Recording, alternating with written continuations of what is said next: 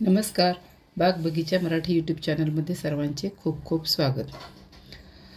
आता हे थंडीचे रोपं आपले काही दिवसातच खराब होतील आणि आपली बाग अशी रिकामी होऊन जाईल ना. तर उन्हाळ्यामध्ये पण तुम्हाला जर तुमच्या बागेमध्ये भरपूर फुलं पाहिजे असतील, भाज्या तुम्हाला पाहिजे असतील, तर त्याच्यासाठी आता आपण काय तयारी करायची तर ते आपण आजच्या व्हिडिओमध्ये बघणार आहोत.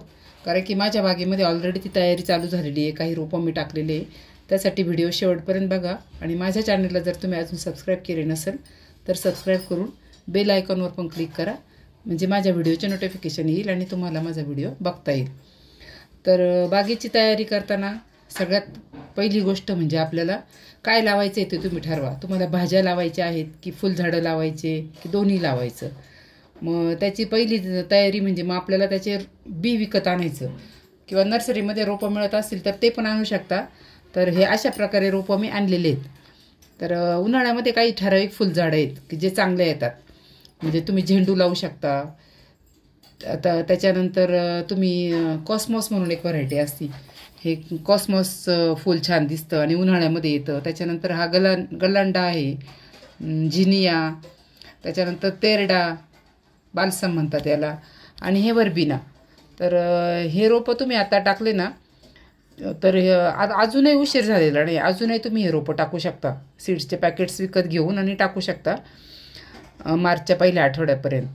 तर त्याच्यानंतर काही भाज्या आपण लावू शकतो. तर मी गवार, मुळा, भोपळा, दोडका आणि अजून बरेचसे आहे, कारलं, आणि या पॅकेटमध्ये पण बरेचसे सीड्स आहेत. तर त्यातले पण काही सीड्स मी काही लावलेत आणि काही अजून लावणार आहे. तर अशा प्रकारे तुम्ही भाजीपाल्याचं आणि त्याची बियाची तयारी करा अगोदर. मग आता हे सीड्स कसे लावायचे ते आपण बघू. आता हे एकदा बियाणं तुम्ही आणलं घरी की ते लावण्यासाठी आपल्याला असे छोटे कप किंवा तुमच्याकडे सीडलिंग ट्रे पण असतील, पण मी हे असे छोटे ग्लास वापरलेले आहेत आणि त्याच्यामध्ये मी कोकोपीट आणि गांडूळ खताचं मिश्रण भरलेलं आहे. तुमच्याकडे जर असे सीडलिंग ट्रे असतील तर त्यात पण तुम्ही लावू शकता. तर यात बघा मी हे झिनियाचे रोपं टाकले होते, ते उतरलेले आहेत. आणि हे पण मी बघा आता यात पण काही फुलझाडांचं बी आहे, काही कॉस्मॉस आहे बघा, बाल्सम. त्याच्यासाठी मी आता हे असे आपल्या घरामध्ये असे बॉक्स येतात बघा मिठाईचे, किंवा कधी स्ट्रॉबेरी वगैरे फळांचे, द्राक्ष, जांभूळ अशा फळांसाठी असे हे मिळतात प्लास्टिकचे कंटेनर. तर हे आपण जपून ठेवायचे, आपण फेकायची घाई करायची नाही काहीच वस्तू घरातली. त्याच्यामध्ये बघा त्याचा किती छान उपयोग झाला. आणि त्याचा दुहेरी फायदा असा आहे का तो कचरा आपण बाहेर नाही टाकला. किंवा अशा छोट्या कुंड्या असू देत, एखाद्या कार्यक्रमाला गेल्या तुम्ही तिथे असे ग्लास असतात म्हणजे पाणी प्यायला, ते घरी आणायचे, धुवायचे, चांगले सुकून ठेवायचे. आता हे मी काही टरबुजाचे रोपं आणलेले आहेत, हे पण मी आज लावणार आहे. तर असे तुम्ही रेडीमेड सॅपलिंग जर तुम्हाला मिळाले ना तर ते आणा किंवा बी तयार करा. पण रेडीमेड जर आणले ना तुम्ही तर तुमचे कष्ट पण वाचतात थोडेसे. आता हे झेंडूचे बघा मी विकत आणलेले आहेत आणि काही मी घरी पण तयार केलेले आहेत. पण हे विकत आणलेले थोडेसे मोठे होते, त्यामुळे मला ते डायरेक्ट कुंड्यांमध्ये लावता आले ना. आणि इकडे मी ह्या ग्लासमध्ये हे रोपं तयार केलेले आहेत. हे मी अगोदर एका छोट्या कुंडीत लावले, त्यातनं काढून परत आता ग्लासमध्ये लावले. पण आता याला बघा लवकर फुलं चालू होतील. हे वांग्याचे रोप पण मी नर्सरीतनं आणलेलं आहे आणि अक्षरशः फक्त 3 आठवडे झालेले आहेत आणि त्याला फुलं पण यायला लागलेली आहेत. तर हा फायदा आहे आपल्याला. तयार तुम्ही जेव्हा सॅपलिंग आणता ना तर त्याचं आपल्याला फळ लवकर मिळतं, फुलं लवकर मिळतात. त्याच्यानंतर इथे मी वालाचं बी लावलेलं आहे. असे तुम्ही भाज्यांचे पण बरेच प्रकार आता लावू शकता. तर ह्या कुंडीमध्ये बघा वरती कढीपत्त्याचं झाड आहे, खाली हे बी लावलं आणि त्याच्या मागे नेट बांधलेली आहे. वेल मी त्याच्यावर काढून देणार, पुढे कढीपत्ता पण वाढणार. हे मिरचीचे रोपं पण मी नर्सरीतनं आणलेले आहेत. यालाही लावून जवळजवळ आता 3 आठवडे झालेले आहेत.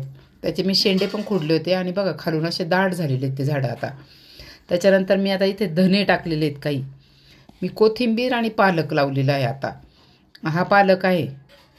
हा मी बऱ्याच कुंड्यांमध्ये आता जवळजवळ 2-3 कुंड्यांमध्ये धने टाकले, 2-3 कुंड्यांमध्ये पालक टाकलेला आहे. असं 8-8 दिवसाच्या अंतराने टाकलेला आहे. आता याला जवळजवळ मला वाटतं 15 दिवस झालेले आहेत आणि हा त्याच्या आधीचा आहे. तर अशा प्रकारे पालक आणि धने पण आता उतरत आहेत. हे काही मला सिमला मिरचीचं रोप मिळालं होतं, ते सिमला मिरचीला पण आता फुलं यायला सुरुवात झाली. पण याला लावून महिना झाला आहे जवळजवळ सिमला मिरचीचे रोपं. किंवा तुमच्याकडे आता आळू असतील किंवा कंद जर तुम्हाला मिळाले ना, आत्ता तुम्ही आळूचे कंद लावू शकता. हळद आलं असेल तर ते लावू शकता, ते पण मला अजून लावायचे. आता हे चिनी गुलाबाचे मी तुम्हाला व्हिडिओ दाखवलेला आहे बघा, की कशी तयार करायची. जुने रोपं खराब झालेले असतात ते कसे तयार करायचे परत नवीन फुलं येण्यासाठी, कारण आता उन्हाळा म्हणजे हा चिनी गुलाबाचा सीझन आहे. तर हे चिनी गुलाबाच्या मी भरपूर कुंड्या आता तयार केलेल्या आहेत. परत हे ऑफिस टाईम आहे आणि ह्या सगळ्यांना आता लवकरच फुलं चालू होतील बघा. त्याच्यानंतर अजून एका ठिकाणी मी चिनी गुलाबाच्या कुंड्या, आता हे पपईचं रोप बघा, हे मी नर्सरीतनंच आणलेलं आहे आणि छान वाढलं आहे ते पण. त्याच्यानंतर त्याच्या शेजारी संत्र्याचं रोप आहे. फळझाडांचे रोपं तुम्ही आत्ता ह्या मार्च महिन्यात पण म्हणजे लावून घ्या. आता हे ड्रॅगन फ्रूटचं रोप मी घरीच तयार केलेलं आहे, हे पण मी आता लावणार आहे. हा मार्चचा महिना रिपोर्टिंगसाठी किंवा नवीन रोपं लावण्यासाठी खूप चांगला आहे. तुम्ही आता मोगरा वगैरे नसेल तुमच्याकडे ते आणून घ्या.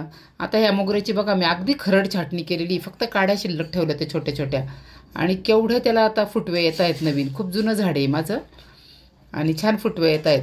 आणि हे नवीन झाड आहेत आता, म्हणजे त्याला 1.5 वर्ष झालेलं आहे लावून. मागच्या वर्षी पण त्याला छान फुलं आले आणि आत्ता पण बघा भरपूर कळ्या लागलेल्या आहेत त्याला आणि फुलं उमलायला पण सुरुवात झालेली आहे. तर अशा प्रकारे तुम्ही या उन्हाळी बागेची तयारी चालू करा. अजूनही उशीर झालेला नाही आहे. तुम्ही रोपं घेऊन या किंवा बी घेऊन या, त्याचे तयार करा. फक्त आता रोपं तयार करताना काळजी घ्या, सावलीमध्ये ठेवा.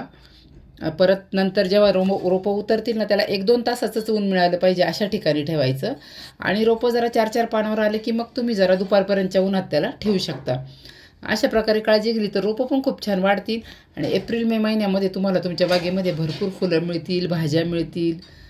उन्हाळ्यामध्ये मात्र एक काळजी घ्यायची, शेड नेट लावून घ्यायची वरती, कारण भाज्या वगैरे लगेच करपतात कुंड्यांमध्ये लावलेल्या.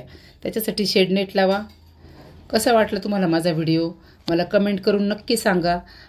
काही सुधारणा पाहिजे असेल तर त्या पण सांगा. आणि तुम्हाला जर माझा व्हिडिओ आवडला असेल, थोडा माहितीपूर्ण वाटला असेल तर शेअर पण नक्की करा.